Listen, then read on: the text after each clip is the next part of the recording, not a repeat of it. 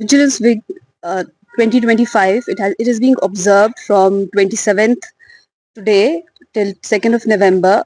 The theme is Vigilance, the Shared Responsibility.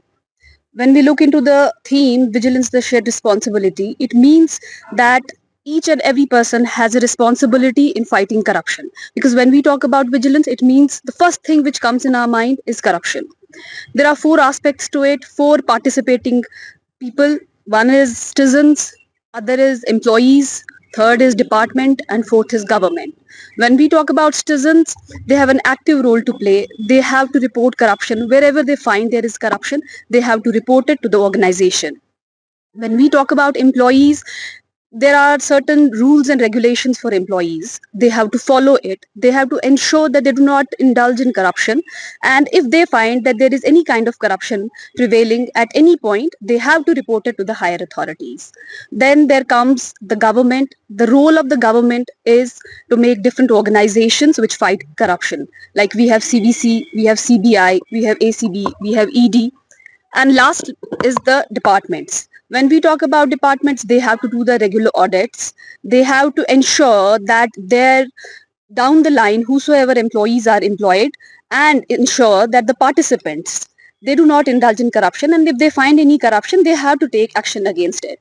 So it's not the sole responsibility of ACB or any other organization to fight corruption. It is the responsibility of the general public, employees, departments, to come forth and fight against corruption. It is being observed throughout India, and in if we talk about Kashmir, it is being organized in three zones. We have three different teams in three different zones: in North Zone, in Central Zone, and in South Zone. When we talk about the North Zone, then we have different teams there. When we talk about our Central Zone, we have teams in Badgam, in Srinagar, and in Gandarbal.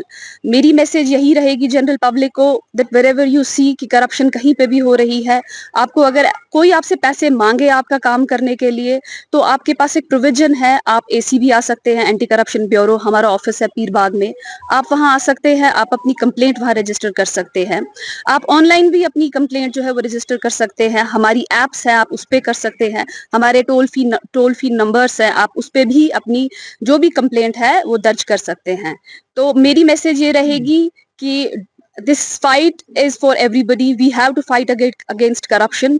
Don't be afraid. इसमें whistle blowers है, इसमें आपको protection दी जाएगी। अगर आपका काम किसी level पे नहीं होता है तो हम ये इंश्योर करते हैं कि वो काम जो है वो आपका हो जाए once you report to ACB office. That's what I was saying, that आपके पास ऑनलाइन कंप्लेंट्स है, आप वहाँ पे ऑनलाइन कर सकते हैं, आपके पास टोल फ्री नंबर्स है, आप ऑफिस भी आ सकते हैं। ये सारी हमने सहूलियतें इसीलिए रखी है क्योंकि बहुत सारे ऐसे लोग हैं जो डरते हैं कंप्लेंट करने को। उनको ऐसा लगता है द मोमेंट हम कंप्लेंट करेंगे हमारा काम जो है वो फिर नहीं निकलेगा, लेकिन ऐसा कुछ भी नहीं है। जब जो ही आप हमारे ऑफिस आते हैं, हम ये इंश्योर करते हैं कि एक तो वो इंडिविजुअल जिसने आपसे पैसा मांगा है, he is brought to book, and at the same time कि आपका जो काम जिस भी जगह पे रुका हुआ है, हम इंश्योर करते हैं कि वो काम भी उसका हो जाए, अगर तो वो लीगल होगा। यूजुअली इसमें क्या होता है, अगर आप देखेंगे विसल ब्लोवर्स एक्ट एक एक्ट होता है। अगर अगर कोई, अब जनरल पब्लिक को ये परसेप्शन है कि विसल ब्लोवर कोई भी बन सकता है, लेकिन विसल ब्लोवर कोई भी नहीं बन सकता है। विसल ब्लोवर होता है जो डिपार्टमेंट के अंदर ही काम कर रहा हो या जिसको डिपार्टमेंट के अंदर की नॉलेज हो। तो इनके लिए एक अलग एक्ट पास किया गया है, विसल ब्लोवर्स प्रोटेक्शन एक्ट, जिसमें हम इनको प्रोटेक्शन भी प्रोवाइड की जाती है। तो जो जनरल पब्लिक है, यूजुअली जनरल पब्लिक का जो भी इंडिविजुअल होगा वो तभी आता है ऐसे ऑफिस में जब उसको बड़ा तंग किया जाता है।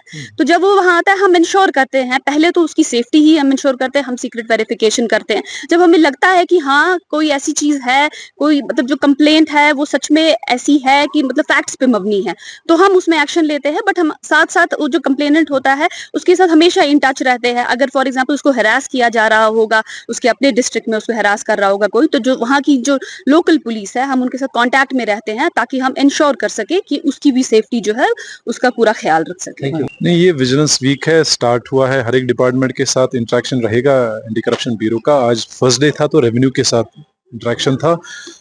रेवेन्यू का मोस्टली ज्यादा इसलिए है क्योंकि रेवेन्यू का जो इंटरफेस है लोगों के साथ वो बहुत बड़ा है। आप देखें कि जहां जब से एक आदमी उसकी पैदाइश होती है वहां से लेकर डेथ बेड तक कहीं ना कहीं रेवेन्यू डिपार्टमेंट के साथ वो हर समय मुंसलिक रहता है। जब ये इंटरेक्शन ज्यादा रहता है तो वहां पे शायद करप्शन के चांसेस थोड़ा बढ़ जाते हैं। इसी को मद्देनजर रखते हुए आप देख पाएंगे कि जो रेवेन्यू डिपार्टमेंट है वो पूरा मॉडर्नाइज हो रहा है, डिजिटाइज हो रहा है, ट्रांसपेरेंसी चाह के इंक्रीज हो जाए। आपके पास जो रेवेन्यू रिकॉर्ड है उसकी मॉडर्नाइजेशन, उसकी डिजिटाइजेशन हो रही है। आपके पास जो रिकॉर्ड आएगा वो सारा ऑनलाइन आएगा, आप घर जाके देख सकते हैं। आपके जो मैप्स हैं वो डिजिटाइज है, उनका वो लॉन्गिट्यूड, लैटिट्यूड, लैटिट्यूड एग्जैक्टली आपको डिफाइन करेगा हर एक पॉइंट पे। अभी आपने देखा रिसेंटली शायद हमने स्वामित्व स्कीम में यहाँ पे कार्ड्स भी, प्रॉपर्टी कार्ड्स भी डिस्ट्रीब्यूट किए हैं।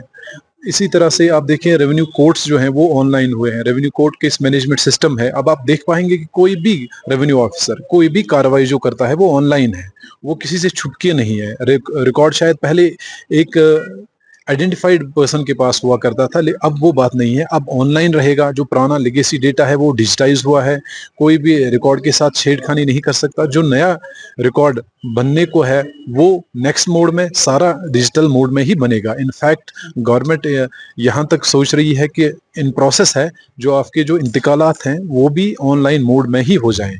आप देख पाते हैं कि जो रेवेन्यू सर्विसेज हैं, बाकी जो रेवेन्यू सर्विस देता है, चाहे वो सर्टिफिकेट्स हो, किसी भी किस्म की सर्टिफिकेट्स, चाहे वो रेवेन्यू सर्विस हो और कोई सर्विस हो, वो सारी ऑनलाइन है।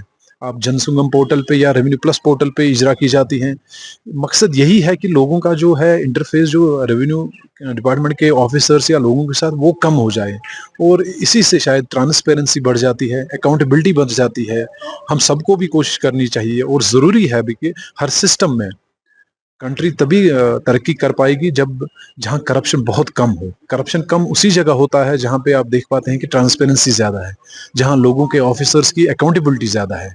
रेवेन्यू डिपार्टमेंट जो है वो इसी जो डायरेक्शन में है चल रहा है, और एक वक्त ज़रूर आएगा, जल्दी आएगा, कि सारा कुछ जो रेवेन्यू कर रहा है वो डिजिटल मोड या ऑनलाइन मोड पे ही हो जाए।